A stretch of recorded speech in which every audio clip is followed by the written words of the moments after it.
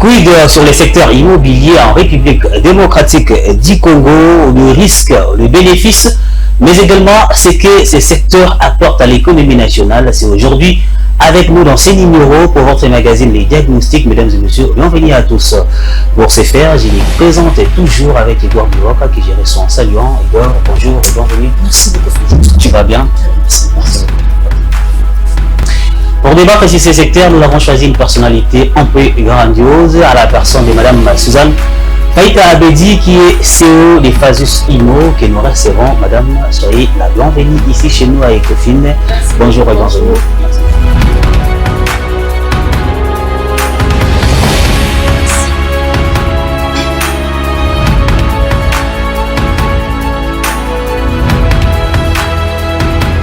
Une fois de plus, Madame Suzanne Faïta Abedi, bonjour, soyez la bienvenue ici chez nous à Ecofin Télévision sur votre magazine que vous aimez, que nous aimons également, Les Diagnostics.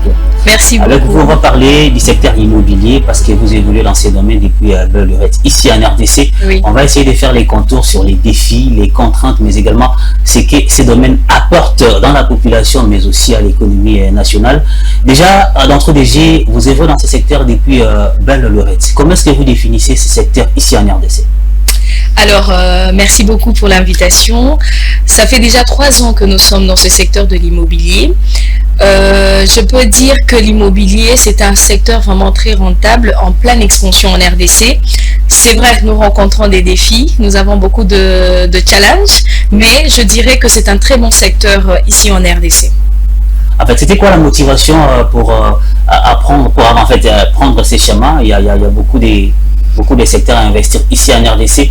Vous avez pris le risque, si je peux le dire comme ça, pour investir dans le secteur immobilier avant que nous arrivions dans les vues du sujet. C'était quoi d'abord la motivation du départ? Bon, la première motivation, c'est parce que j'ai eu à cœur d'aider des personnes, d'aider les Congolais à trouver un logement. C'est ce que d'ailleurs nous disons chez Phasus Imo. Nous sommes là pour aider les autres à construire leur avenir. On se rend compte que ici, être locataire, c'est vraiment un défi. Hein. C'est très difficile, c'est stressant. Et puisqu'il y a des opportunités aujourd'hui à Kinshasa que beaucoup ne savent pas, on a choisi de partager l'information en aidant les autres à devenir propriétaires en RDC. Vous avez choisi à aider les autres à devenir propriétaires ici en RDC. C'est-à-dire vous avez des terres et des maisons. Oui. C'est ici à Kinshasa ou bien partout en RDC? À Kinshasa d'abord, bientôt on va s'étendre à Lubumbashi. Mais nous sommes d'abord à Kinshasa, nous commercialisons du terrain au niveau de Maluku. Vous commercialisez des terrains au niveau de Maluku. Oui. C'était comment d'abord le processus d'acquisition des terres? Vous l'avez acheté, vous l'avez légué, c'est par héritage, on ne sait pas. Est-ce que vous pouvez essayer de vous étendre sur la question?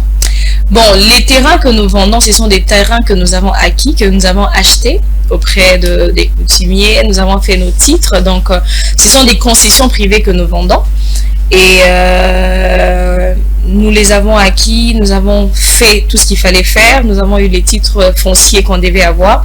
Et là, nous nous sommes maintenant mis en train de vendre les terrains. D'entrée de jeu, madame, vous avez présenté votre entreprise immobilière, bien évidemment. Oui. Ce qui m'a retenu, ce qui m'a en fait intrigué, c'est au fait que vous avez présenté un tableau beaucoup plus, je dirais, lucratif par rapport à d'autres tableaux que les entrepreneurs congolais présentent avec beaucoup de plaintes et autres. Alors, ce qui m'a encore intrigué, si je peux les répéter ainsi, vous avez dit que il y a plusieurs opportunités, n'est-ce pas, que ce secteur immobilier vous offre. Est-ce que vous pouvez vous étendre un peu plus sur les opportunités qu'offre le secteur immobilier en République démocratique du Congo? Alors déjà, ce que je vais dire, c'est que pour toute personne qui veut investir au Congo, surtout dans notre secteur, de ne pas avoir peur. C'est vrai que le secteur est beaucoup infiltré des aventuriers. Il y a encore des personnes qui ne sont pas réglo dans le secteur, mais je vous assure que c'est un très bon secteur. Voilà en fait les opportunités qu'il y a. Avec le secteur immobilier, par exemple, lorsque vous investissez dans ces secteurs et que vous achetez votre terre, vous allez acheter votre terre aujourd'hui, par exemple, à 1000 $. Chez nous, à Maluku, et que demain, vous pouvez revendre à 10 000 $. Et l'immobilier, ce n'est pas seulement l'achat de terrain, il y a aussi la construction. Lorsque vous construisez votre maison, vous pouvez la revendre à plus ou encore vous pouvez offrir des services d'immobilier dans la location, vous pouvez offrir la rénovation, et ce sont des services que ici en RDC qui ne sont pas assez exploités, et le marché est encore vraiment vierge en RDC. Il y a beaucoup de défis. Et ces défis, en grande partie, c'est parce que les gens ne sont pas assez informés. L'accès à l'information n'est pas assez facile. Mais une fois que vous avez les bonnes informations, vous vous adressez aux bonnes personnes, vous pouvez vraiment faire beaucoup d'argent dans les secteurs. Avant justement d'explorer ces défis contre lesquels vous êtes buté, on revient encore sur les opportunités. Vous avez dit que c'est un secteur qui est, si je comprends bien, ça peut être un secteur qui peut être créateur d'emplois. Il ne s'agit pas seulement, n'est-ce pas, d'avoir des lopins de terre pour revendre, mais vous pouvez aussi construire. Alors, comment vous faites pour vous organiser afin d'avoir la clientèle dans ces secteurs-là? Oui, alors le plus grand d'ailleurs défi aujourd'hui, c'est simplement fidéliser le client. Comme je l'ai dit tout à l'heure, la majorité des personnes qui ont commencé avant nous n'ont pas été un peu sérieux dans les secteurs. Plusieurs ont vendu des terrains qui n'existaient pas. Ce qui fait qu'aujourd'hui, lorsque vous arrivez auprès des clients, vous n'avez pas assez de crédibilité. Mais la grâce aussi, c'est que nous, par exemple, nous gagnons nos clients. Ce sont nos clients qui nous recommandent. Ceux qui ont acheté chez nous, aujourd'hui, sont devenus comme des apporteurs d'affaires parce qu'ils sont en train de nous recommander auprès des autres clients. Après, il y a la communication. On est partout sur les réseaux sociaux.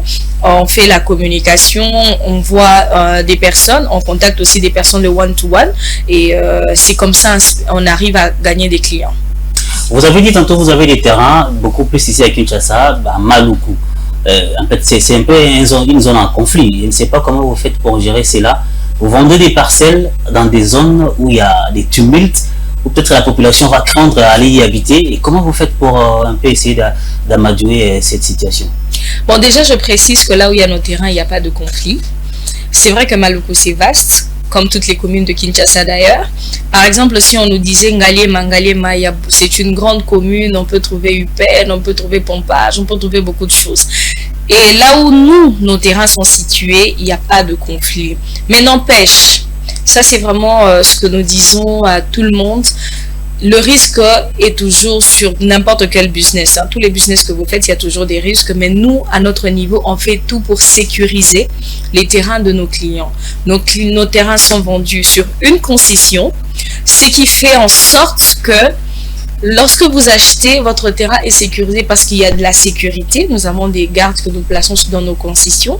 Et deuxièmement, nous vous accompagnons pour sécuriser votre terrain. Dans les documents administratifs, nous vous accompagnons jusqu'à la fin. Vous avez votre document et puis vous pouvez posséder votre terre et demain si vous voulez construire. D'ailleurs, parlons des documents administratifs, comme vous venez de l'évoquer tantôt ici. La procédure d'acquisition de ces documents administratifs n'est-elle pas aussi sinueuse comme d'aucuns le disent? Donc, c'est-à-dire c'est difficile pour acquérir ces documents administratifs. Comment vous jugez en tout cas la procédure d'acquisition de ces documents administratifs que vous donnez à vos clients, à vos différents clients? Ici en RDC, la procédure d'acquisition n'est pas difficile. Par contre, ça prend un peu du temps pour certains documents, pas tous les documents. La fiche parcellaire, par exemple, celle qui est faite à la commune, elle est juste faite en 1 semaine ou 2 semaines. Vous avez votre fiche parcellaire.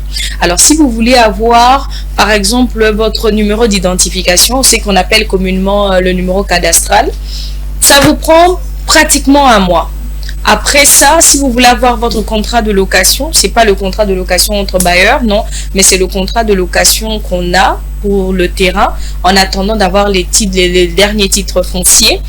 Et ce contrat-là, ça ne traîne pas non plus. Ça va prendre quelque chose de 3 semaines. C'est par contre, le certificat d'enregistrement qui prend le plus de temps.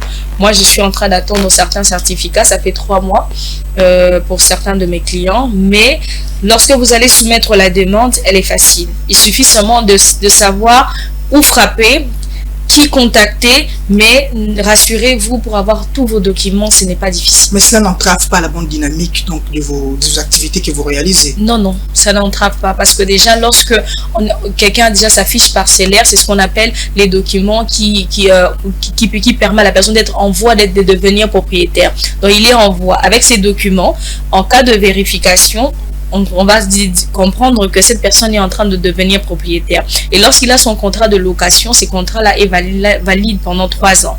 3 ans, même s'il n'a pas de certificat d'enregistrement, qui est le certificat que la loi foncière reconnaît comme vraiment titre de propriété. Oui. Et lorsque la personne n'a pas encore ce document avec son contrat de location, l'État reconnaît que la terre lui appartient. La fiche parcellaire lui permet d'être reconnue au niveau de la commune. Ça fait en sorte que la personne n'a pas de difficulté en ce terme. Vous avez tantôt parlé ici de la manière dont vous acquérez donc les différentes terres que vous possédez, donc différents lopins de terres que vous revendez. Vous avez dit que vous l'acquérez auprès des chefs coutumiers. Alors, j'aimerais une question de curiosité. La marge bénéficiaire que vous avez, que vous gagnez, donc tout en acquérant d'abord ces terres, et quand vous les revendez, est-ce que la marge bénéficiaire est-elle consistante pour vous? Si vous voulez calculer en pourcentage, c'est 50%, 100%, au-delà? Je ne saurais pas déterminer à présent parce que au fur et à mesure qu'on évolue, nos prix sont en train de changer. Je donne un exemple. Quand on a commencé, on vendait nos terrains à $500. Mais aujourd'hui, on est à $3000. Pour combien les mètres? $3000? 20 sur 20, 400 mètres carrés. Alors pourquoi? Lorsqu'on a acheté, oui. Voilà. Lorsqu'on a acheté nos terrains, c'était juste un terrain vaste et vide. Mais après, on a fait le lotissement. Après, on a borné les parcelles parce qu'on a loti, on a borné. Ça, c'est une valeur ajoutée qu'on a donnée au terrain. Ce sont des dépenses qu'on a fait et qui permet en sorte que on puisse augmenter les prix. Mais en ce qui concerne la marge bénéficiaire, notre marge bénéficiaire, oui, elle est considérable. Je ne cacherai pas, le secteur de l'immobilier, c'est quand même un secteur rentable, mais c'est sur le long terme. C'est pas du court terme. C'est pas comme, par exemple, j'achète un vêtement que je peux revendre à 30% de bénéfices. Et non, mais nous, vraiment, c'est un investissement sur le long terme. Et c'est très difficile pour nous de le calculer en ce terme. Mais n'empêche que c'est vraiment rentable. C'est vraiment rentable. N'empêche que c'est vraiment rentable. Oui. Madame Suzanne, hormis vendre des parcelles, vous offrez également des bâtiments déjà construits, c'est que je sache. Comment vous faites avec des gens, par exemple, qui viennent, d'abord pour des parcelles, qui viennent en avançant quelque chose, vous lui donnez la parcelle, et puis la personne peut commencer à construire, et puis vous versez chaque mois quelque chose. Bon, s'il arrivait que la personne n'est plus en mesure de payer le reste de la somme, comment vous faites? Alors, par rapport à cette question, le client, lorsqu'il vient, chez nous, il y a tout un contrat. Il y a un contrat où il y a les clauses, il va lire les clauses et après on pourra passer à la signature. Si par exemple une personne verse son argent, son acompte par rapport pour l'achat de terrain, il est propriétaire parce qu'on va lui octroyer le numéro, il va voir sa parcelle qu'il pourra utiliser mais pas construire. Pourquoi on ne construit pas? Parce que s'il rencontre des difficultés, nous, on doit rembourser l'argent, mais s'il avait construit, ça sera compliqué. Si par exemple le client se dit je n'ai pas d'argent, je ne sais pas payer, il y a aussi un terrain d'entente. Il peut soit choisir garder son terrain et repayer plus tard. On va peut-être étendre l'échéance de paiement, ou encore s'il se dit je ne suis pas en mesure, nous on remet le terrain en vente. Et après avoir... Et les remboursements, c'est fait de manière correcte, c'est-à-dire si la personne avait versé 50%, vous lui remboursez les 50%. Mais en matière d'économie, si quelqu'un verse 50% aujourd'hui et que vous lui remboursez les 50% peut-être après 3 mois ou 3 ans, ce n'est plus la même chose. Parce que encore faut-il ajouter à cela le problème de la dépréciation de la monnaie. De la monnaie et tout ça, ça compte également. Comment est-ce que vous faites pour essayer un peu d'équilibrer cette situation? Normalement, en cas de remboursement, c'est nous d'ailleurs qui devions taxer des pourcentages parce que ça sera, c'est un temps perdu pour nous. Mais par contre, nous on rembourse la totalité. Ce sont des cas que vous avez déjà rencontrés? Oui, nous avons rencontré ces cas avec des clients qui n'étaient plus en mesure de continuer leur achat, que nous avons remboursé cash. Sans difficulté. D'ailleurs, à cette époque-là, on n'a même pas remis le terrain en vente, on a juste remboursé parce que nous, de toutes les façons, on sait qu'on va revendre le terrain. On est sûr de notre produit et on sait qu'on finira toujours par revendre. Déjà, la commune de Maluku, c'est à l'extrémité de la ville-province de Kinshasa.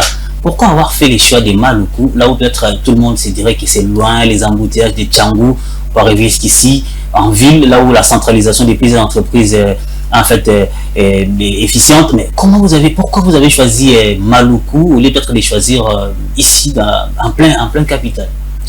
Voilà, quelqu'un a dit, chez soi, ce n'est jamais très loin. Mais en fait, la particularité avec Maluku, c'est quoi? Maluku, c'est une commune en pleine expansion. C'est la plus grande commune de Kinshasa. Elle est très bien située, très accessible. Et aussi, il fait beau. Elle n'est pas vraiment polluée. Mais aujourd'hui, avec Maluku, vous êtes journaliste, vous vous rendez compte que la majorité des entreprises sont en train de construire là-bas, d'acheter là-bas. Et c'est vraiment une commune. Aujourd'hui, si vous vous y rendez, vous vous rendez compte que la diaspora a beaucoup acheté. Les voies sont très accessibles. C'est vrai qu'on n'a pas encore l'eau courante comme ici. Là où, par exemple, il y a mes terrains, il n'y a pas encore le courant, bien qu'il y a dans certains endroits, il y a le courant. Mais lorsque vous voyez Maluku, dans 5 ans, on se dit que ce sera la plus belle commune. Ce sera la plus belle commune parce qu'elle offre beaucoup de possibilités. Donc, ce regard, cette possibilité que vous avez en tout cas choisi d'investir.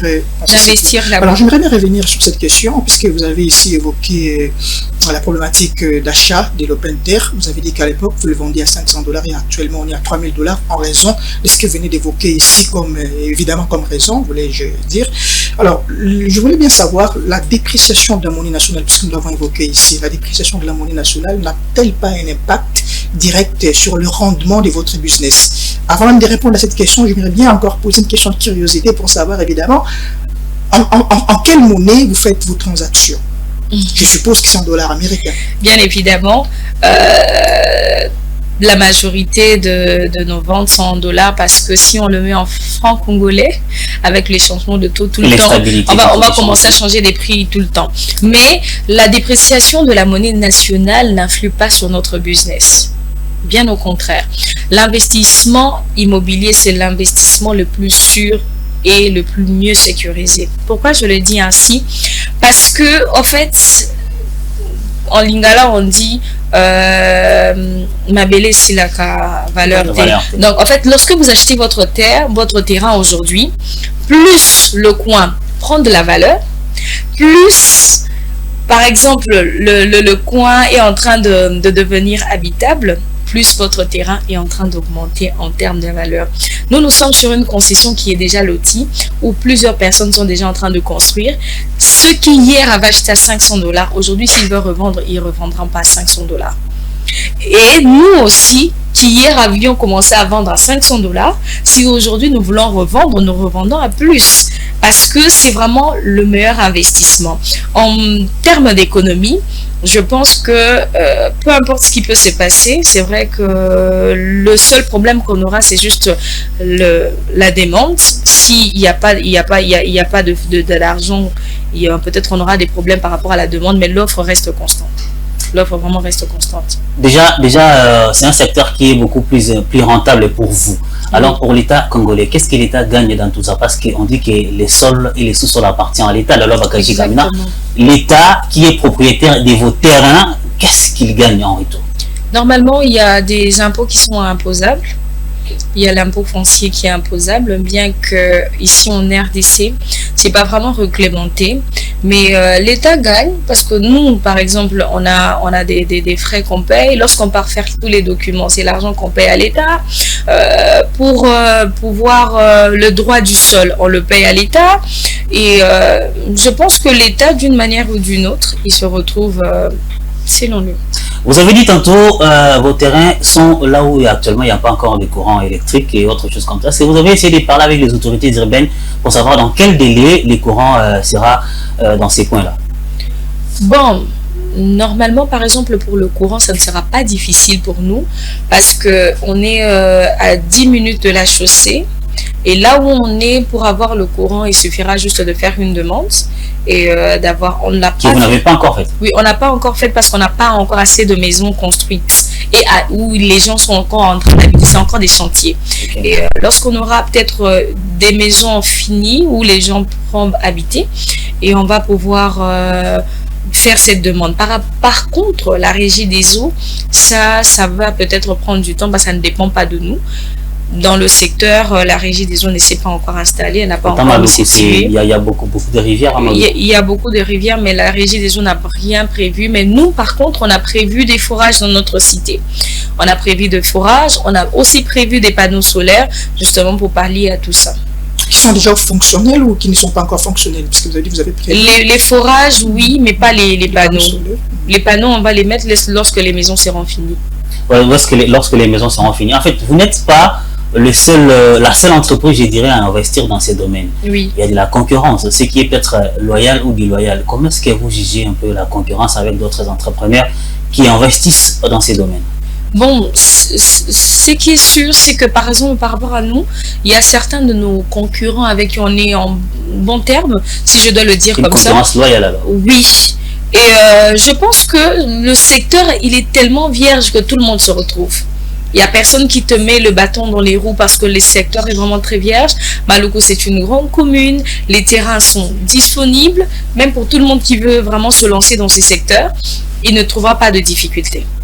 Déjà, pour fixer les prix, vous vous entretenez avec vos différents concurrents ou bien vous les faites, je ne sais pas comment? On ne s'entretient pas, mais nous, on évalue en fonction de nos dépenses, de comment on a acheté les terrains. Je vous donnerai par exemple un exemple. Il y a certains de mes concurrents qui vendent très loin que moi, mais qui vendent un peu plus cher que moi. Donc, ça dépend. Ils ont leurs raisons. Ils ont leurs raisons. Et moi, je reste sur mes calculs. Je vois combien j'ai acquis mes terrains, les dépenses que j'ai fait, combien je paye pour la sécurité et je calcule mes prix en fonction de ça. Alors, vous avez parlé des opportunités ici. Vous avez dit que c'est un secteur qui est encore vierge et auquel beaucoup de gens ne sont pas encore lancés là-dedans. Alors, on a listé un certain nombre de problèmes ici. Vous avez dit que c'est un problème. Il y a d'abord le problème des communications. Beaucoup de gens ne sont pas, n'est-ce pas, au courant des activités que vous faites. Vous avez ici parlé, au fait, problème d'approvisionnement en eau potable, problème d'électricité. Y a-t-il d'autres problèmes, n'est-ce pas, qui vous contraignent d'exercer à l'amiable votre secteur? Je ne dirais pas des problèmes, peut-être juste quelques défis. Et ça, je pense que c'est tout le monde qui est dans ce secteur qui le rencontre. Lorsque nous achetons nos terrains, c'est vrai qu'on ne l'achète pas directement à l'État, on l'achète auprès de coutumiers. Moi, je n'ai pas rencontré ce problème directement, mais plusieurs personnes en ont rencontré. C'était mon terrain qu'on m'a vendu. Et après, je me suis rendu compte que moi et Hugo, on a acheté le même terrain chez la même personne. C'était mon terrain qu'on m'avait vendu, mais demain, j'ai perdu quelques mètres carrés parce que Fulgence a mal construit sa maison. Tout ça, ce sont des défis qu'il y a sur les secteurs et que nous avons anticipé. Lorsque nous sommes lancés dans le secteur, nous avons loti les terrains, les limites sont bien établies. Non seulement ça, à part déterminer les limites des concessions, nous avons aussi enregistré nos terrains, nous avons vu avec nos avocats qui étaient les coutumiers qui nous vendaient, est-ce que ces endroits-là n'étaient pas déjà vendus? Et c'est ce que je demanderai toujours à toutes les personnes qui veulent acheter des terrains, pas seulement chez nous, même une parcelle ici à Kinshasa, parce que ça aussi, c'est ce qui fait en sorte que beaucoup ne veulent pas investir dans les secteurs. Il y a beaucoup d'abus. Mais lorsque vous achetez, que ce soit un terrain ou encore une maison que vous achetez, vérifiez bien vos titres, choisissez un avocat qui vous accompagne dans ça et vous n'aurez pas de difficultés. Voilà, quelle que soit la rentabilité, comme vous avez dit que c'est un secteur vraiment rentable, mais il existe bien sûr certaines pertes. Est-ce que vous avez déjà eu à rencontrer une perte et vous avez acheté, vous avez revendu à un prix dérisoire ou je ne sais pas comment? Chaque business, il y a toujours des risques, il y a toujours des pertes, mais on ne dit pas vraiment des pertes. C'est pas vraiment des pertes parce que je peux acheter un terrain par exemple à 1000 $, je le revends à 800 $.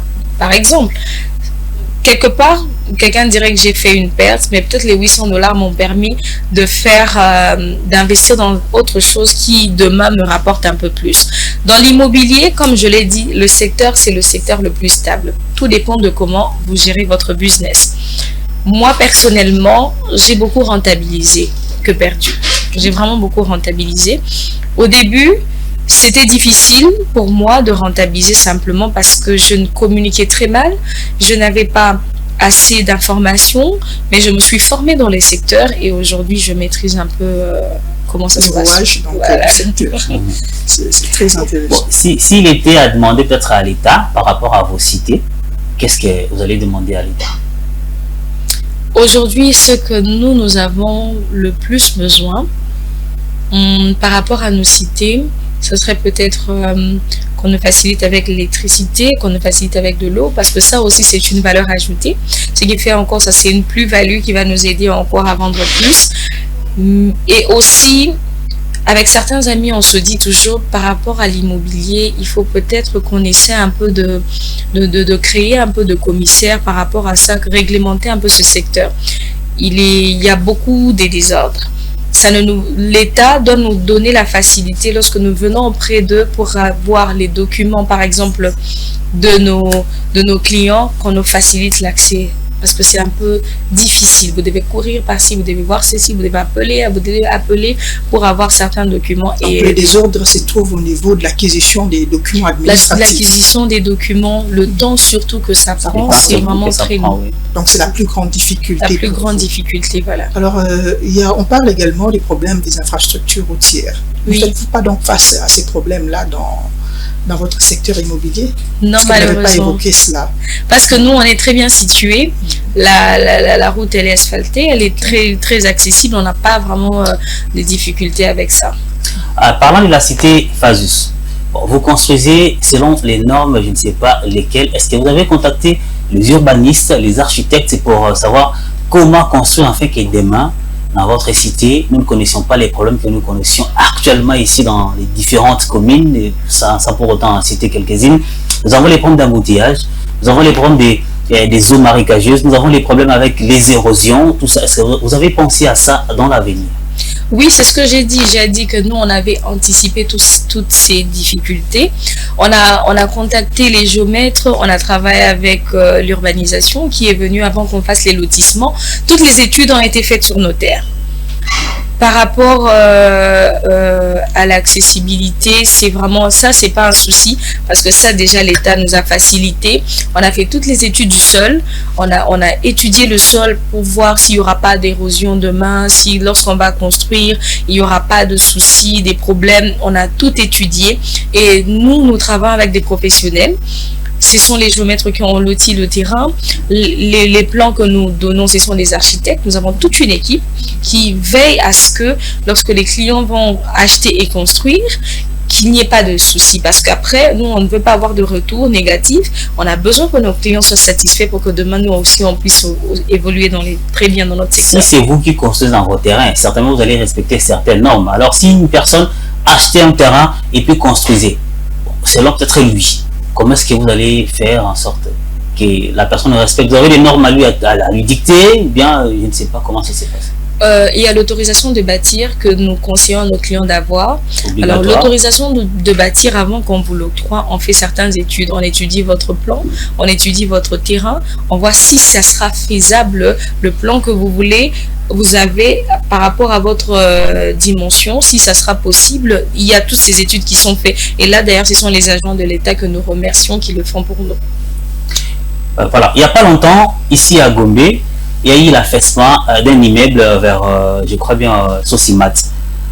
Après, nous avons remarqué que les propriétaires de l'immeuble n'étaient pas en contact avec les guichets uniques de délivrance des permis de construire. Ce qui n'est pas normal. Exactement. Comment vous faites là-bas pour contacter l'UPEC? Est-ce que c'est vous qui les faites ou bien ce sont vos clients qui partent contacter le guichet unique de délivrance des permis de construire? Je viens de le dire tout de suite, nous on le fait pour ceux qui construisent avec nous, mais pour ceux qui ne construisent pas avec nous, on leur conseille de le faire parce que c'est important. Il y a des études qui sont faites. Avant de construire, avant qu'on vous donne l'autorisation, on va vraiment venir et faire des études. Vous avez 400 mètres carrés, vous voulez construire une maison de 5 chambres, on va étudier. Est-ce que ça sera faisable? Vous voulez construire une maison de quelle hauteur? On va étudier votre sol. On va vous dire non, vous pouvez vous construire jusqu'à telle hauteur. Et c'est important pour toutes les personnes qui veulent construire. C'est très important. Madame Suzanne, nous sommes en train de citer. Je ne sais pas, Igor, vous avez quelques questions? Évidemment, puisque nous parlons du secteur de l'immobilier. Et en République démocratique du Congo, il y a une loi, la loi foncière, voulais-je dire. Alors, certainement, vous avez pu consulter les fonds d'encombre, cette loi foncière. démocratique du Congo, parce que vous avez dit qu'au départ, vous accusez certaines difficultés, certaines limites, mais après être formé, bien évidemment, vous avez pu comprendre donc tout le rouage des secteurs-là. Alors, tout en compulsant de fond en comble cette loi-là, quelles sont les opportunités que la loi foncière apporte à vous qui œuvrez dans le secteur de l'immobilier en République démocratique du Congo? Alors, si je dois reprendre cash à cette question, la loi foncière nous a donné beaucoup plus de sécurité. Par exemple, comme je le disais, la loi foncière reconnaît propriétaire une personne qui détient un certificat d'enregistrement. Par contre, ceux qui, par exemple, achètent et qui ne se limitent qu'à la fiche parcellaire, n'est pas propriétaire, il est en voie de devenir propriétaire. Et si moi demain j'achetais le même terrain que tu as acheté et que j'ai les certificats d'enregistrement, cette loi-là me garantit la propriété. Deuxièmement, la loi foncière nous donne toutes les informations, comment nous pouvons sécuriser en nous obligeant par exemple de faire une mise en valeur. Et la loi foncière exige qu'après 5 ans, si vous n'avez pas fait la mise en valeur, l'État est en mesure de récupérer cette terre. Elle nous responsabilise. Elle nous permet aussi, nous, de mieux informer nos clients pour leur dire achetez et construisez. Le client, il achète, il construit en fonction de cette loi, mais c'est aussi une valeur ajoutée et c'est aussi un avantage pour nous. Puisque dit-on, il n'y a pas de roses sans épines, oui. Vous avez également observé certaines limites dans cette loi. Est-ce que vous pouvez vous étendre un peu plus? S'il y en a, bien évidemment. Les limites, mais je pense qu'elles sont justifiées. Ok. Oui, elles sont vraiment justifiées. Cette loi-là existe depuis longtemps. S'il n'y a pas eu assez de contestations, c'est parce que beaucoup de gens se sont retrouvés. Et par exemple, par rapport à nous qui sommes dans les agences immobilières, on n'a pas de difficulté avec cette loi-là. Pour un novice comme moi, qui aimerait donc évoluer ou encore œuvrer dans ce secteur de l'immobilier, qu'est-ce que vous allez me conseiller? Puisque j'ai peut-être envie, n'est-ce pas, d'évoluer, mais je ne sais pas par où commencer. Parce que vous avez dit que c'est un secteur vierge qui a besoin, n'est-ce pas, de gens, mais malheureusement, il n'y en a pas. Oui, la première chose, pour tout investissement, il faut avoir votre fonds d'investissement. Parce que sans argent, vous n'investissez pas dans ces secteurs. Et deuxièmement, c'est savoir ce que vous voulez faire. Parce que moi, dans l'immobilier, le marché immobilier, il est vaste. Il y a l'achat, la vente des terrains, la construction, il y a la rénovation, il y a beaucoup de services qui tournent autour de l'immobilier. Qu'est-ce que vous voulez faire? Et après, il faut identifier vos compétences. Parce que c'est un secteur qui va vous demander beaucoup de courage, beaucoup de persévérance, beaucoup de connaissances en fonction de ce que vous allez faire. Et si vous n'êtes pas capable de supporter certaines choses, vous allez craquer, parce qu'il y a non seulement le retour avec les clients, des conflits avec des coutumiers, mais aussi des agents de l'État qui vous donnent des maux de tête. Moi, je conseillerais aux gens de bien vouloir s'informer, avoir suffisamment d'argent, mais de s'entourer aussi d'un bon avocat pour réussir dans ces secteurs. Mais pour s'informer, il faudrait savoir par où nous allons nous y rendre pour s'informer, puisque l'information, quand on se limite, il faudrait s'informer. Je dirais que c'est une orientation un peu plus vague et surtout ambiguë si on ne sait pas par où aller exactement. Non, l'information est accessible. Je vous donne un exemple. Si vous voulez faire la construction, vous savez qui vous allez voir. Mais si vous voulez, par exemple, acheter des terrains, vous allez vous informer comment on achète les terrains en RDC. On va vous dire, non, vous allez passer par ici, il faut voir les coutumiers, il faut aller par ici, il faut faire ceci. C'est ce que je dis. L'immobilier, c'est vraiment très vaste. C'est vraiment très vaste parce que non seulement il y a ceux qui proposent des produits, comme nous proposons des produits, mais il y a ceux qui proposent des services. Alors, ça dépendra de ce que la personne veut faire, mais je peux vous assurer à tous les niveaux, les informations sont disponibles. Alors, puisque vous parlez, puisque déjà vous-même, vous avez dit que vous êtes là depuis 3 ans, vous êtes jeune, bien évidemment, vous avez une compétence assez aguerrie en ces domaines-là. Cela ne suppose-t-il pas que vous aviez fait des études urbanistiques ou encore des études architecturales pour pouvoir avoir assez de connaissances pouvant vous permettre, n'est-ce pas, d'évoluer dans ce secteur-là? Donc, toute personne qui aimerait également investir dans le secteur de l'immobilier doit avoir un minimum de connaissances architecturales ou encore urbanistiques. Non, moi par exemple, je n'ai pas fait des études en urbanisme ou environnemental, tout ce que vous voulez. Moi j'ai fini en informatique de gestion, j'étais analyste programmeur, je suis analyste programmeur de formation, mais par contre je me suis informée, je me suis renseignée et je me suis entourée des personnes aussi qui œuvrent dans les secteurs. Par exemple, pour acheter les terrains auprès de coutumiers, mon premier terrain que j'ai acheté, c'est ma soeur qui m'a accompagnée parce qu'elle avait l'habitude d'acheter. C'est elle qui m'a indiqué comment acheter et d'autres informations, je suis allée les chercher moi-même. Par exemple, pour les autorisations des bâtir, je suis allée me renseigner. On m'a dit où est-ce qu'il fallait aller, comment il fallait se renseigner. Je suis allée moi-même aux affaires foncières pour savoir comment on faisait. Si on voulait rendre ses titres officiels, on voulait sécuriser son terrain. Donc, l'accès à l'information, elle est disponible. Ça dépend seulement à la personne qui veut acheter son terrain ou bien qui veut se lancer dans le secteur, d'aller chercher l'information. Parce que l'information ne viendra pas à vous, mais ce sera à vous d'aller vers les gens pour chercher l'information. Voilà, Madame Faïta Suzanne, nous sommes arrivés à la fin de notre émission. Il y a vraiment beaucoup à dire, mais les temps nous a un peu très mesquins. Votre mot de la fin et puis on va se quitter. Alors le mot de la fin, c'est d'abord merci beaucoup à Ecofin, merci Fulgence, merci Ugor pour l'invitation. Par rapport à ce que toute notre échange que nous venons d'avoir ici, si je dois dire quelque chose ici comme mot de la fin, je dirais à toutes les personnes qui nous ont suivis d'investir dans l'immobilier parce que ça c'est vraiment un secteur qui va sécuriser votre avenir. C'est le meilleur investissement que vous faites pour vous. Vous le faites pour votre avenir et aussi pour votre progéniture.